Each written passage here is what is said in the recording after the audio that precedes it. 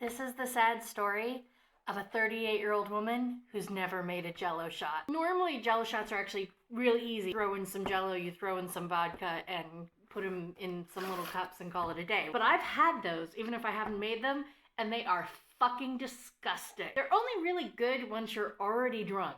And since people are coming tomorrow night for a dinner party, I expect them to not be sloshed when they walk through the door.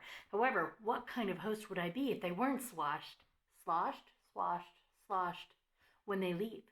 I'm gonna make some margarita Jello shots. Now I'm doing this party for Pride, so I'm gonna do some rainbow shot. Mixing all the colors with a yellow base is gonna look pretty disgusting. Red, blue, and purple with the pink lemonade, and I'm gonna do the orange, yellow, and green with the sweet and sour mix. I made sure it didn't have like pulpy bits in it.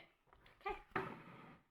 You could use food coloring, but these are actually like cake, cookie, food coloring stuff. You can pick these up at Michael's or Joanne Crafts cups. I actually picked these up at a liquor store. I don't want to use Jello. I think we can do better. So definitely we could do better with just plain old gelatin. Also, sustenance, because this is kind of going to be a pain in the ass.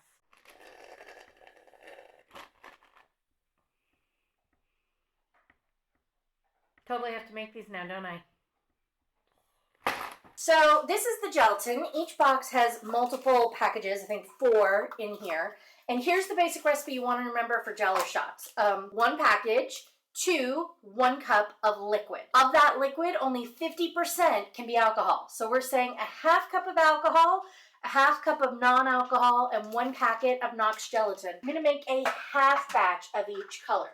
So that means half a package of gelatin, a 1/4 cup of alcohol, and a 1/4 cup of everything else. So I'm going to start with purple because that's the bottom of my rainbow. The tequila. I like this tequila because it's clear and because it was already in my house. Who am I kidding? Just kidding. Yeah. All right, what did I say? 1/4 cup? 1/4 cup. Okay. Seems like a completely reasonable amount of alcohol. So that half goes in, this half stays. I'm going to watch what happens. The gelatin is actually going to dissolve. I have a half cup of liquid here. Half of that is tequila and the other half is pink lemonade. I've got the gelatin sitting nearby, and this is what gel food coloring looks like.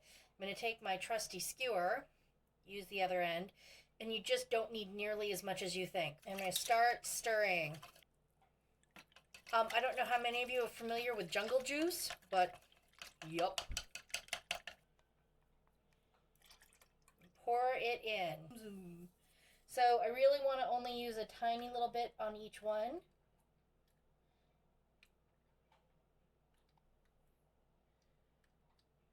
Here are my Jello shots with just a little bit of purple in them, right, as the base. And they're about to go in the fridge for supposedly anywhere between 20 minutes to 4 hours. So it's about 20 minutes later, and much to my delight, we are gelled. This is good news. It means the formula that I'm using actually works, and it's time to move on to color 2. Here's blue coming at ya.